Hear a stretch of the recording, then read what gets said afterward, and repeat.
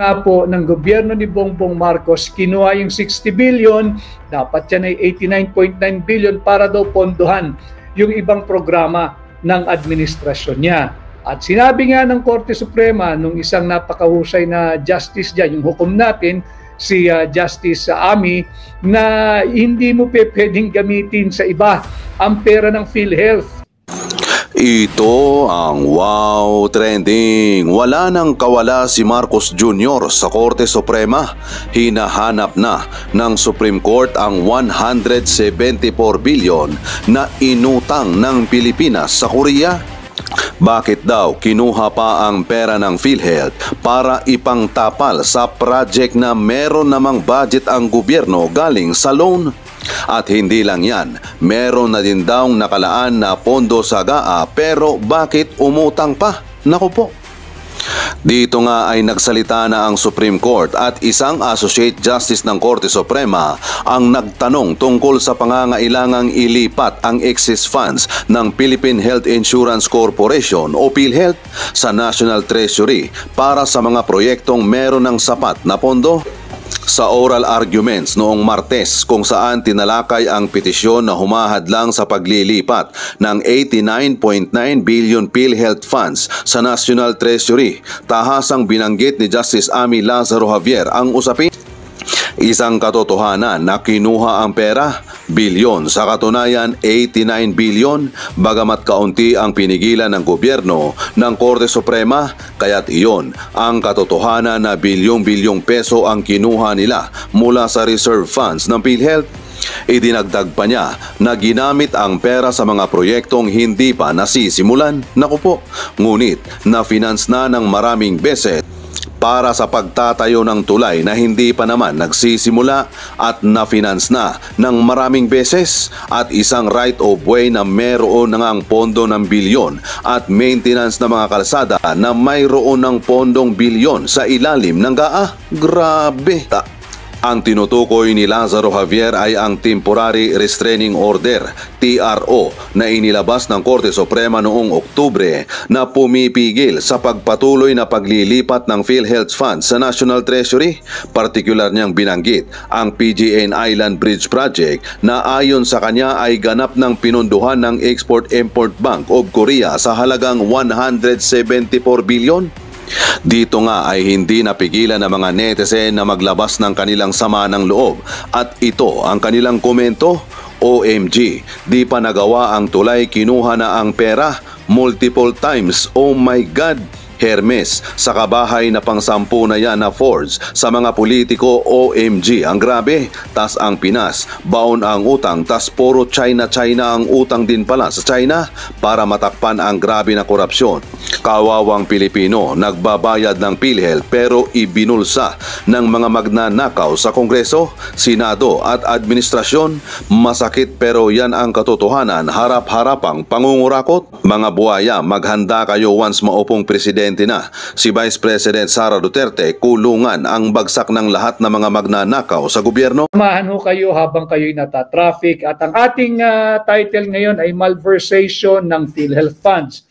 Ito po tila ang lumalabas ngayon doon sa naganap na oral argument sa Korte Suprema hinggil dyan sa PhilHealth Funds. Tatandaan po nyo last year, kinuhaan ng 60 billion pesos ng Bongbong Marcos administration yung pera ng PhilHealth. Pera po yun ng manggagawang Pilipino, binabawas sa sahod ninyo. Itin ko, hindi pa po ninyo nakukuha yung inyong pinaghirapan tuwing kinsenas, na ibawas na po yung inyong contribution, mandatory contribution sa PhilHealth. Ano po yung ginawa ng Marcos administration? Kinuha. Ang tangka nilang kunin ay 89.9 billion pesos last year. Nakuha po nila ay 60 billion. Salamat sa Korte Suprema at nag-issue ng restraining order. Pinigilan ang gobyerno ni Bongbong Marcos na kunin pa yung natitirang 29.9 billion pesos. So 60 billion po yung nakuha nila. Malaki. Higit na malaki po yung nakuha. So balik ngayon po, tuloy-tuloy yung pagbibista dahil kini-question nga yung legalidad at constitutionality ng ginawa ng gobyerno ni Bongbong Marcos na kinuha yung perang pinaghirapan ng manggagawang Pilipino at kinontribute sa PhilHealth at ginamit di umano pampondo nung mga projects or programang meron ng funding. Ganun po katindi ang pambubudol na patuloy nating nararanasan under Bongbong Marcos administration. Ano po lumalabas? Vigilant na po ang Korte Suprema. Importanteng pag-usapan natin yung ating titulo na malversation ng PhilHealth Fund sapagkat doon po tila papunta yung ginagawang oral argument na sa Korte Suprema na hindi po talaga dapat gamitin sa iba yung pera ng mamamayang Pilipino na dapat ay para sa PhilHealth o yung reserve din po to fund yung mga programa under RA 11223 o yung Universal Healthcare Law. Ito po yung batas na nagpapalakas sa ating insurance system kagaya ng PhilHealth. At lumalabas po dito, ito na po yung ating matagal nang sinasabi. Unconstitutional sapagkat malinaw sa Article 6, Section 29, Paragraph 3 of our Constitution na all money collected on taxes levied for special purpose shall be used only for that specific purpose and no other. Ibig sabihin, yung pera po na isinantabi, kagaya ng 80% na makokolekta mula doon sa tinatawag nating buwis sa sin products, yung tabako, yung alak, yung mga gumagamit ng sweetener at matatamis na inumin, ang nakalagak po dyan 80% ay reserve to fund yung Universal Healthcare Law programs kagaya ng PhilHealth. Subalit, ginawa nga po ng gobyerno ni Bongbong Marcos, kinuha yung 60 billion, dapat yan ay 89.9 billion para daw pondohan yung ibang programa ng administrasyon niya. At sinabi nga ng Korte Suprema nung isang napakahusay na justice dyan, yung hukom natin, si Justice Ami, na hindi mo pwedeng gamitin sa iba ang pera ng PhilHealth. Ang pera ng PhilHealth para sa PhilHealth lang. Hindi pwede yan. I take special interest sapagkat pagkaho sa gobyerno kasi, yung isang pera ay para sa isang specific na paggagamitan lamang at yan po'y ginalaw mo, malversation po yan. Malversation of public funds po yan. Hindi mo pwedeng ilipat-lipat yung pera ng gobyerno, lalo na yung specifically and specially intended to fund a specific project or to fund a specific purpose. Kagaya po nung sa PhilHealth.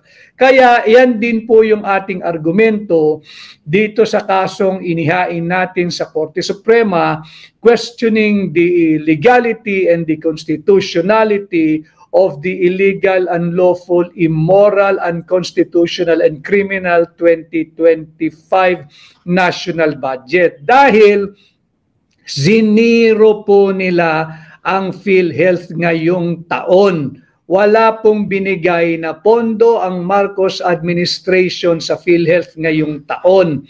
Bawal po iyan. Bakit? Meron po kasing special source of funding ang PhilHealth eh. At yan nga po yung mga buwis na nakokolekta mula doon sa tinatawag nating sin products o yung sin taxes. And our basis again for saying that this is unconstitutional is the Constitution itself, na yung Article 6, Section 29, subparagraph 3. Malinaw po dyan that all money collected on taxes levied for special purpose shall be treated as a special fund to be used for such special purpose only. So malinaw po yan, sinusubaybayan natin itong nangyayaring oral argument sa Korte Suprema sa nauna ng kaso questioning yung legality ng pagkuha ng Bongbong Marcos administration sa 60 billion pesos pera ng PhilHealth sapagkat ito po ay closely intertwined if not talagang related dito sa ating kaso na nakabinbin din sa Korte Suprema na magkakaroon po ng tinatawag nating preliminary conference na sa darating na Biyernes, February 28 at may nakatakda na pong oral argument din pagdating po ng April 1. Kaya po mahalagang pag-usapan natin to dahil lumilinaw na hindi dapat kinuha ng Bongbong Marcos administration yung pera ng PhilHealth. Namumuro na madedeklarang unconstitutional yung ginawa nila. Therefore, sana, makaabot din ito sa Korte Suprema, mag-issue na rin sila ng temporary restraining order para matigil na yung patuloy na pag-disburse nung pera na bahagi po ng ating national budget ngayong 2025 dahil baka mamaya madeklarang unconstitutional itong national budget natin ngayong taon 2025 na-disburse na po halos lahat, we will end up with a mere paper victory. Sure, it's still going to be a legal and moral victory, pero kawawa pong sambayan ng Pilipino dahil pera niyo po ito Tayo po ay nag-expose lamang, nagbubunyag ng mga anomalya sa ilalim ng Marcos administration. Dinadala natin sa korte sapagkat tayo rin sa hakbang ng maisog ay patuloy na nananawagan sa lahat, Pilipino, taong gobyerno, ordinaryong tao, to uphold, respect, and defend our Constitution. Ito nga nahuli natin sa tulong ni Congressman Sid Ungab ng 3rd District ng Davao at inilahad din po natin ito kasama si Pangulong Duterte na panay blanco yung Bicameral Conference Committee report na naging basihan at pundasyon ng ating taunang budget. And update ko lang din kayo dahil lahat kayo ay kasali rito. Nag-meeting po kanina uli, nagpulong po. Kaya po ako medyo na-late din ay nagpulong po kami nung ating grupo ng mga petitioners dito sa kasong ito. Nag-meeting po kasama yung ating mga abogado at pinag-usapan na pinagpaplanuhan na po yung ating preliminary conference na gagawin sa Friday at naghahanda na rin po kami with all the heavy research na aming gagawin at pag-aaral para sa oral argument na gaganapin po sa April 1 dyan po sa Baguio during the summer session of our Honorable Supreme Court. Sana ay patuloy na manindigan ang ating mga mahistrado, ang ating mga hukom sa Korte Suprema sapagkat wala na pong matatakbuhan ang masambayan ng Pilipino pagka ganito tratuhin ng Executive at Legislative Department ang ating saligang batas. Talagang sinasalaula makikita natin, malinaw naman sa saligang batas, hindi mo pwedeng galawin. Yung pera ng PhilHealth, ginalaw nila, pinampondo raw ng mga programang napondohan na. Ito'y talagang patuloy na pambubudol ng sambayan ng Pilipino. Batiin ko lang po si Terence Gerald Castanares, kanina pa bumati, good afternoon. Ganon din si Larry Calderon, si Angel McIntyre watching from Cebu, attorney, kay Ron Cedric Miguel, at kaya OFW ako. Hi po, attorney, fully support po kami dito sa Israel. Kagaya po na sinabi ko, pwede po kayong, yung mga OFW natin gustong sumali sa ating talakayan, pwede po kayong sumampa sa ating live. Sa comment section, ilagay lamang po ito, hashtag number 56, watching from, kung saan po kayo naroroon. At we will give you access dito sa ating ginagawang pagla-live. Kay JM Dapogi, attorney, posible po ba na maibalik yung kinuha sa PhilHealth na nauna? Basta po yan ay nadeklarang unconstitutional. Susunod po dyan ay yung criminal liability and accountability ng mga nakialam sa pera nating mga Pilipino. Importante po yan at pag-usapan nating patuloy-tuloy dahil kanina nagpapasalamat din ako sa Bombo Radio Philippines sa kanilang interview. They gave me enough time sa kanilang live interview kanina. 9 o'clock in the morning and I was given, I think, more than 20 minutes sa live interview.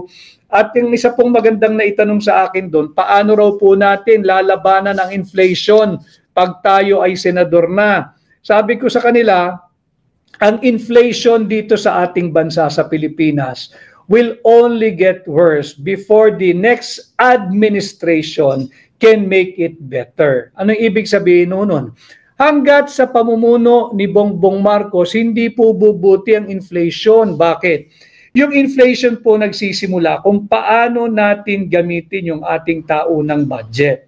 And yung budget po dapat prudent na tayo from the projection, from programming, from planning to budgeting process and all the way to its utilization and execution. Meaning, you do not spend more than what you earn. Sa pitaka po ba ninyo, hindi ka pwedeng mag-shopping na yung bibilin mo ay higit sa nilalaman ng pitaka mo.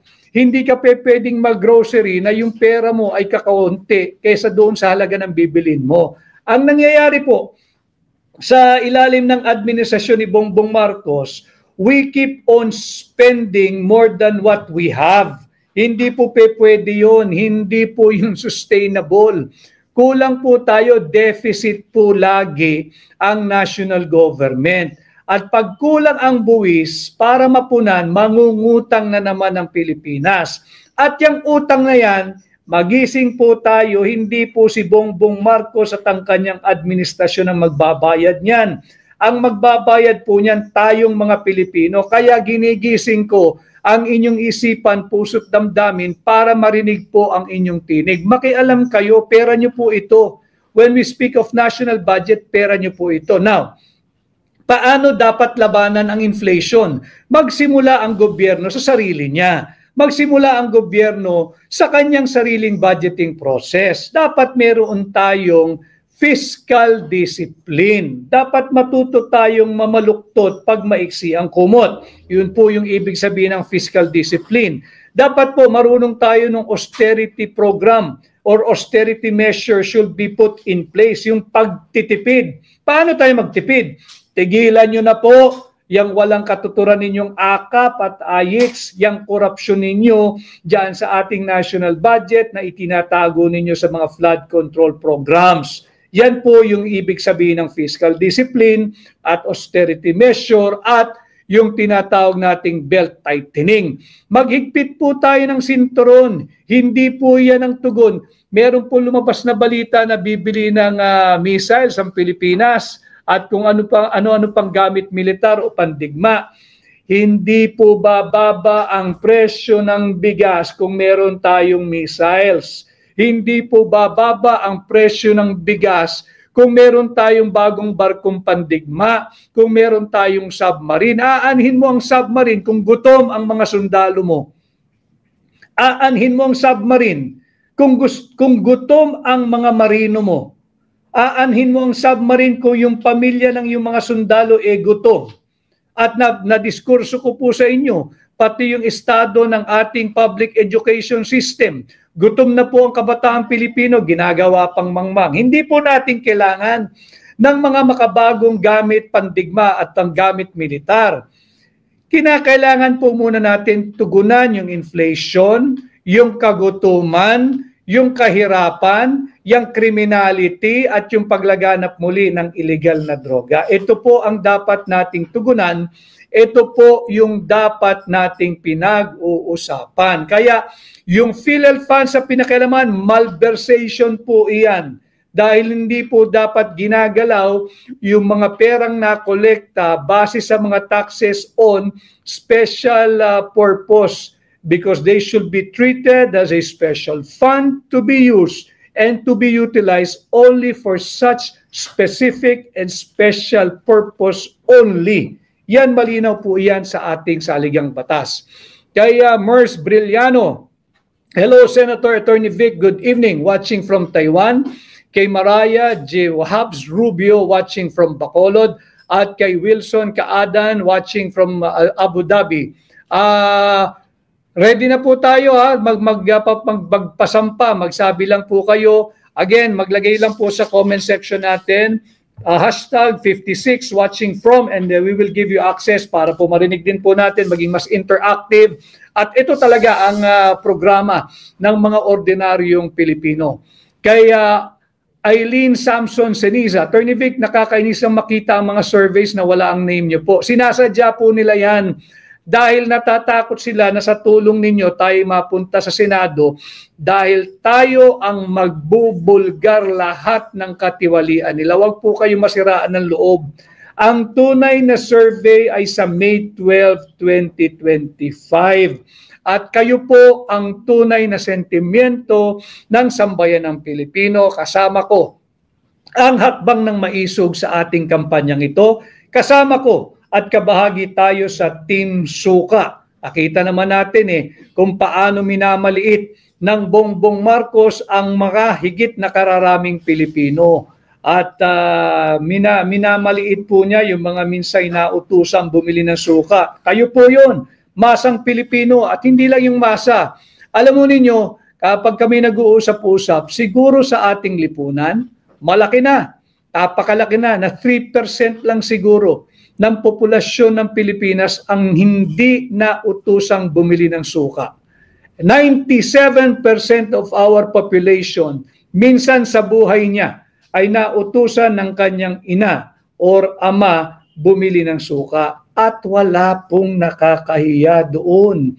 Lahat po ng may dumaan sa isang normal na kabataan, nautusan po. And I'm happy, normal ho, at masaya ang aking kabataan at ako'y nautusan minsan. Hindi lang minsan, maraming beses ng nanay ko. And I enjoy. At yan po ang Team Suka, lagi ko nga sinasabi, ang suka ang kalaban ng tanso, ang suka ang kalaban ng peking ginto, at ang suka ang patuloy na tutugi sa mga nambubudol sa ating mamamayang Pilipino. Kay Romel Legaspi Perla, magandang hapon po, Attorney Vic Rodriguez. Kay hindi ko mabasa yung iba yung pangalan, hindi ko po maintindihan. So, yeah, we are ready. Yung mga gusto pong mag-join ng live, welcome po kayo.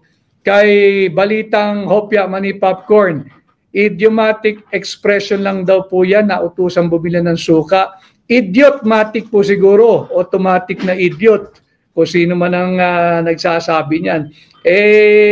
Alam mo ninyo, kaming mga Duterte approved and certified candidate, at ako po bilang hakbang ng maisob, I abhor and I shun yung negative campaigning. Tayo po'y sumasagot lang sapagkat sinimula nila na mag-negative campaigning, wala pong masamang sagutin yung kanilang patuloy na pambubudol sa ating mamamayang Pilipino. Kaya natin sila sinasagot, itinutuwid natin itong kanilang panggagaslight. Ngayon, kumakambyo po sila. Ang kanilang postura, the usual, pag naiipit ka na, pa-victim ka. Pa-victim ka, paawa ka na, saan ka naman nakakita? Yung nang bubuli, ngayon, ang dating, inaapi na. At parang siya pa ang kawawa. Sinimulan ang negative campaigning, hayaan nyo kaming i-refute or sagutin or i-debunk itong patuloy na paggagaslight at pambubudol ninyo sa aming mga Pilipino. So, yun po yung ating pinag-uusapan, malversation po. Doon na papunta yung usapan dyan sa oral argument. Lumalabas na meron pong lumustay ng pera ng PhilHealth at ginamit sa hindi dapat paggamitan. And this is the very same issue that we have raised before the Supreme Court in our petition for certiorari and prohibition, questioning the legality and the constitutionality of the 2025 budget. Matatandaan po ninyo, hindi lang kasi PhilHealth ang kinuhaan nila ng 60 billion Yung DBP at Land Bank, hindi ba kinuhaan nila ng combined 75 billion pesos. Tapos hindi pa rin natin naririnig saan ginamit yung 117 billion pesos ng PDIC. Yung present budget naman po natin, binawasan nila ng 87 billion pesos more or less. Yung pondo po para sa pensyon ng military and other uniform personnel. Binawasan po nila yan at makikita nyo yan dito sa budget na unconstitutional at immoral at illegal at criminal na pinasa po nila. And dito po sa magaganap na preliminary conference, we are very eager to find out ano kaya yung ipakikita nilang tinatawag na enrolled bill. Sapagkat yung motion po natin na mag-issue ng subpoena at ipalabas yung original copy of the General Appropriations Bill at original copy of the enrolled bill ay pinag-utos na po ng Korte Suprema. So ilalabas po nila yan by Friday. Tingnan po natin dahil ikukumpara natin yung hawak natin na certified din na enrolled bill sa ilalabas po nila. Welcome at lahat po ng ating guest. Welcome po si Ron Kits, kay Virgo at 903, kay Killer Smile at kay Gab. So paano ito? They will isahin natin si Ron Kits. Welcome Rons. Nasaan si Rons? Rons, hello. Wala si Rons. Ang nandito lang na nakikita ko, si Gab, si Virgo at 903 at si Killer Smile. So, yun. Sorry, sino ito? Si Rons. Good evening. Good evening po, Sir Vic. Good evening po sa inyo lahat. Sige, ganito gawin natin para let me traffic you. Unahin natin si Rons Kits. Hi Rons. Go ahead. Rons? Magandang gabi. Hi, magandang gabi Rons. Kamusta ka? Si Rons, I encourage all of you to, kung pwedeng buksan po nyo yung camera dahil marami pong nanonood para makita at makilala rin ho kayo. Rons. Sige, baka mahihain si Rons. Lipat tayo kay Gab. Go ahead, Gab. Ayun si Rons. Hello, Rons. Kamusta ka? Hello po, Sir. Hi, Gab. Sir, may tanong lang po ako. Sige, sana mabuksan mo rin yung camera mo para makita ka rin. Ano lang po? Oo.